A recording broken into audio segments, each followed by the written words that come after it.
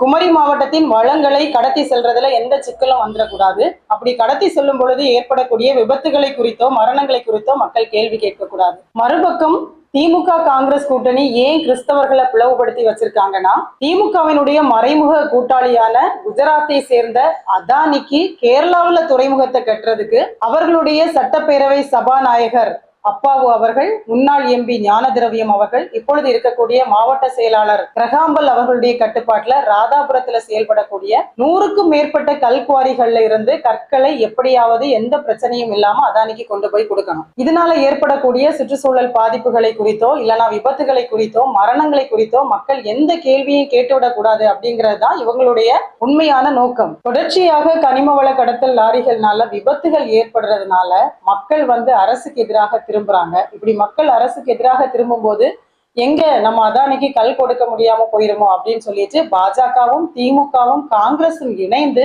முஞ்சிரையிலேயோ மண்டக்காட்டிலேயோ அல்லது சுசீந்திரத்திலேயோ ஒரு மத பிரச்சனையை உருவாக்கி விடுறாங்க. உடனே மக்கள் என்ன பண்றாங்கன்னா இந்த கனிம வள பிரச்சனையை மறந்துட்டு மறுபடியும் மதத்துக்கு பின்னாலேயே போறாங்க. இப்போ தொடர்ச்சியாக இந்த விபத்துகள் ஏற்படுறதுனால மக்கள் விழிப்படைந்திருக்காங்க.